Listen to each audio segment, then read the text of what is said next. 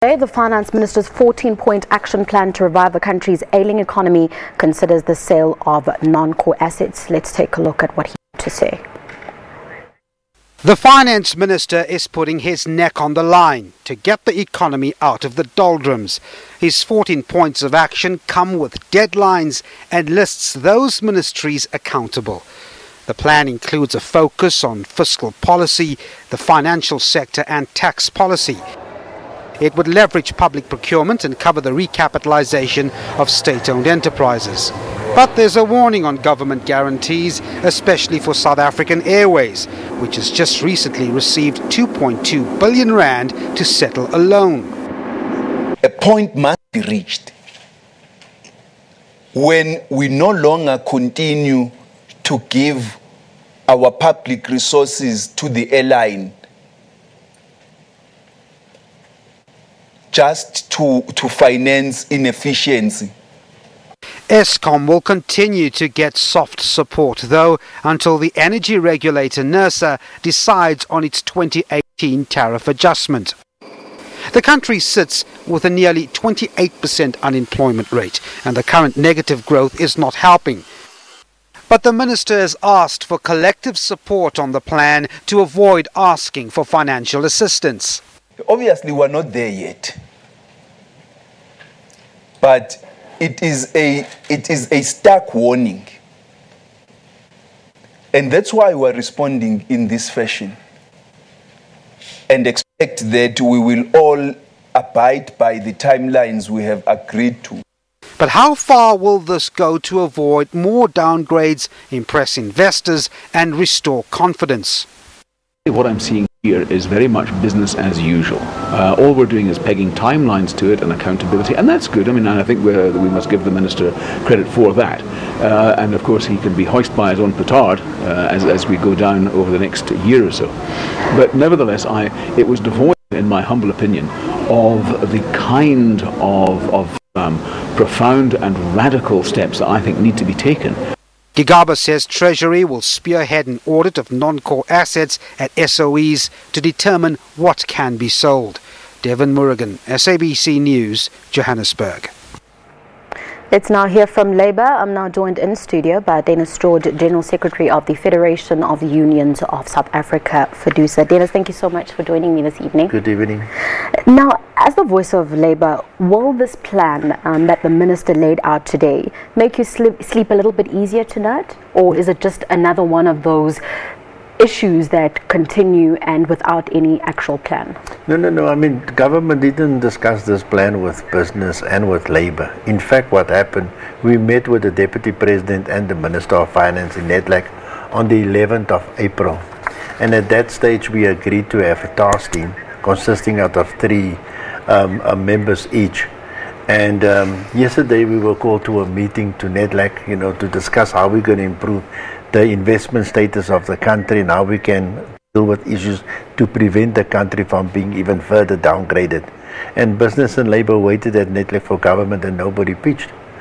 And for us, this is like now only receiving this particular plan. And for us, it's some like plan of action for ministers to deliver certain things.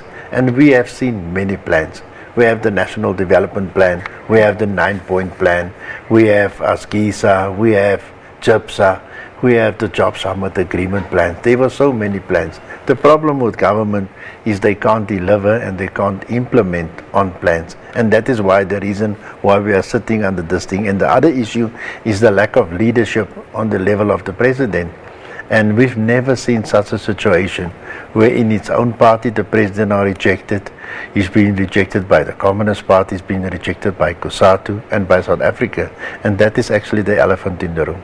Now, a lot of issues that you've spoken about now, but I think the most prominent one remains the one of implementation. You've just mentioned that, yes, some of the policies are there and they exist and they are relevant, but the implementation part doesn't exist. In terms of a consultation that did not take place between Labour and government and business, you've just said that it's difficult to really speak on this plan that was released today because you were excluded. Why do you think Labour specifically was excluded when this plan was drafted? Look, I mean, first of all, you must remember government is divided. When the Deputy President came to us and met with us and he spoke and they agreed with us. That was one agreement. But then there's another part of government. And we all know that government is at war with itself. There's two factions in currently in the ANC, and that is creating serious problems. I'll give you one example. We have seen 4 ministers tried to transform South African Airways. The first minister was Barbara Hogan. The second minister was Minister Gigaba when he was still Minister for Public Enterprises. After him was Minister Nene. And then the third minister was Minister Pravin.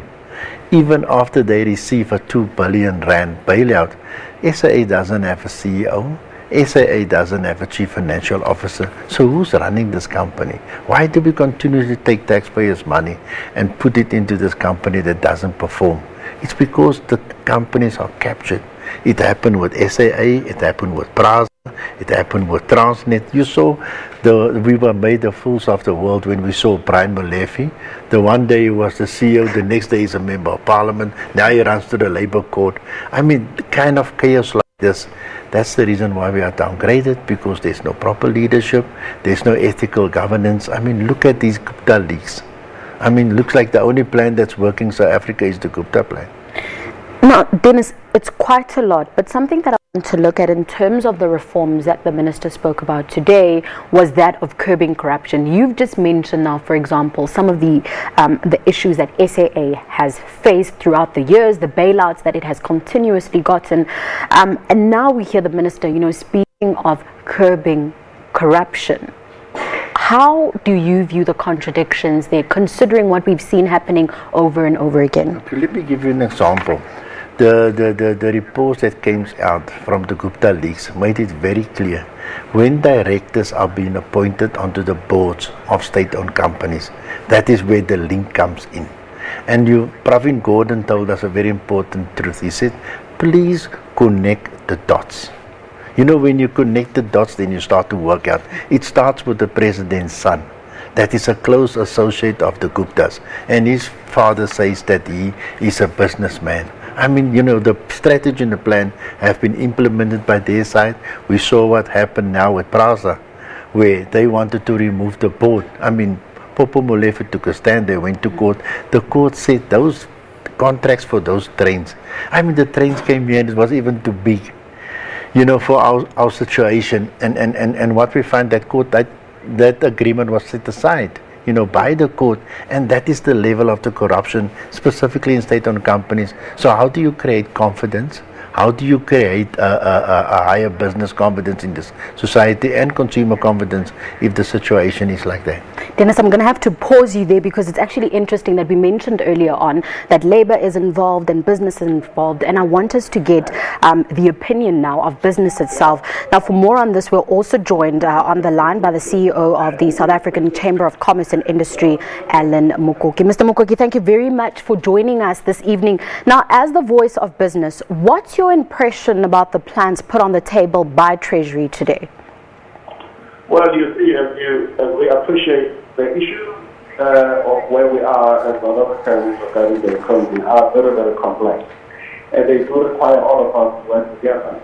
So one of the walkaway from the statement from the Finance Minister was the idea of inviting all of us to participate in the resolution of the problems in South Africa. And I think that we welcome that.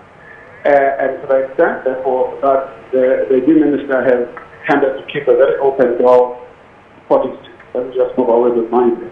To keep a very open door policy to business in terms of consultation, we also welcome that. So I don't think that it's going to be up to government.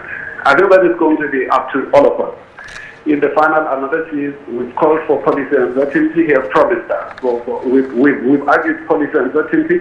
He has actually said that he will be clarifying with his colleagues and the government and the president the issue of clarifying the issues that stop people from investing because they don't really know what the policy is going to be. Okay? Such as, for instance, the issues around the mining charter or the Petroleum and Mineral Resources Development Act and all the other things that are being discussed. So I think that welcome that the government seems to be taking the issue seriously enough to even go out of its way to issue an update statement in which they invite all their social partners, certainly including business, big labor, and the big community groups, to work together to try and figure out some of the things that are confronting us, including the idea that South Africa is rated junk. Mr. Mukoki, just before we let you go, just briefly, what do you think organized business can bring to the table to help the minister achieve his objectives of boosting growth? Well, first and foremost, the business community can bring ideas, and secondly, we can bring the management expertise that we have certainly in the SOE, which we've complained very bitterly that they are not being governed properly, they are not being managed properly. There are issues of technical competence around how they are being managed. Certainly business members are available to sit on those boards, to even second people to try and resolve them. So there's no doubt about that. Business has got capital and cash, which they can invest on the basis of the certainty that government can give, whether it's going to be by way of guarantees, whether it's going to be by way of introducing projects. So business and government can definitely work together. There's lots that can be done together, but it's not going to just require business, it's also going to require the cooperation of big labor as well. Mr. Mukoki, we'll have to leave it there. Thank you so much for your time. That was CEO of the South African Chamber of Commerce and Industry, Alan Mukoki, joining us on the line on that 14-point plan that was released by Finance Minister Malusi Gigaba today. Now, still joining me is Fiducia's Dennis George. Dennis, let's continue with our discussion. Very interesting points coming from the South African Chamber of Commerce and Industry. They are more positive, saying that, you know, they feel like they were consulted, they feel like they are part of the process. Your take on some of the things that Mr. Mukoki had to say? No, look, I mean, we were at NEDLAC yesterday. The meeting was set for 2 o'clock. When we arrived there, business and labor, you know, waited, and I'm talking now about BUSA and business leadership. And we waited, and then NEDLAC staff started to phone them and said, but, you know, you confirmed to come to the meeting. And this meeting was confirmed on the higher structure of NEDLAC. It is the Executive Council of NEDLAC, and it was attended by the Deputy President, and the Minister of Finance was in the meeting, where they committed that we're going to work very, very quickly. And I was part of this particular process to drive the country forward. Before that process, we went with Minister Pravin Gordhan. We have convinced investors and rating agencies. They were buying into what we were saying. And after the President decided to change the finance ministers for a second time after 9/12, that was when they decided, look, they can't trust him. You saw what happened after that. Even with the National South African Reserve Bank, we find all of a sudden the public protector make an announcement to say our monetary policy is this and this, and 2 weeks later she withdrew it humbly. No, I don't mean to do it this way. So those are showing us signs that our institutions for finances like National Treasury and the Reserve Bank is severely under pressure to deal with the current growth situation that we have. Now, some of the other issues, and this one is really huge, it's that partial privatization of SOEs. Your take on that, and whether it is possible and viable? I think that's the best way to put it. No private investor is going to buy SAA. Because if you're going to just look what is the return on the investment that you must make, a company like that first have to be restructured. What we have always said from Fiducia's side was we don't have a problem with private sector participation, specifically when it comes to the boards, you know, where you can bring skills, how to run these companies, how to turn these companies around, how to do proper procurement. But what government is doing is they deploying cronies to enrich themselves through these corrupt deals that's been happening in state-owned companies.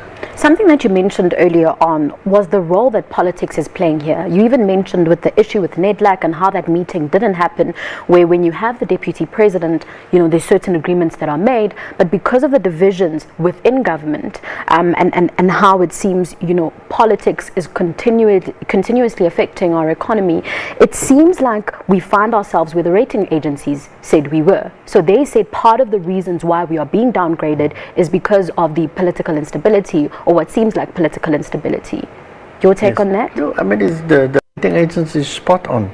If you can see from the court case in Prasa, you know, that said that this contract for this last procurement, And there was something very interesting in the report of the Public Protector, Thuli, when she said in the report that the President and the General Secretary of the ANC at one stage became very interested in the operations of the state-owned enterprises and the huge of money that we invested. If you look at the Gupta leaks, that clearly demonstrated for something strange was happening. And now with these leaks coming out, the stuff is coming to the surface. And for us, the important thing is we need to have an impartial judicial commission of inquiry, that we can keep those people accountable that were looting our state companies.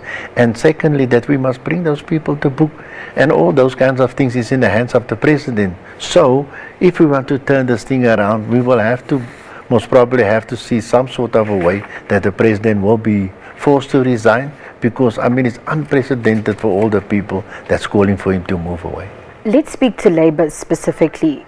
What does this outline even mean for the ordinary worker? I know that you say, you know, you weren't consulted, but the reality is Treasury has released this 14-point plan today. And when you look at it, there are some interventions with timelines, even the responsible authorities even mentioned there. Your take on what this means for the ordinary worker in South Africa? Let me give you the first one, under fiscal policy. Yes. Government talk about sustainable wage agreement with the public service. I mean, Minister Faith is too light. She's never going to be able to deliver agreement on by February 2018. I mean, if you can imagine now what's happening in the public service. Public service, you find when nurses and doctors and administrative people are working, there's a shortage of people. There's shortage of teachers. You find teachers have to go to difficult things because the classes are big.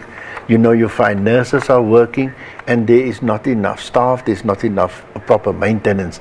Now, in order to settle with an agreement for the public servants, it's going to be a very, very tough nut to crack, and you would most probably have a strike that you're going to get in hand. If you look, for instance, on the finalizing the infrastructure budget facility, I mean, they've downgraded us now. So if you want to create a facility for credit, we are going to have to pay more, you know, for whatever funds we want to raise internationally.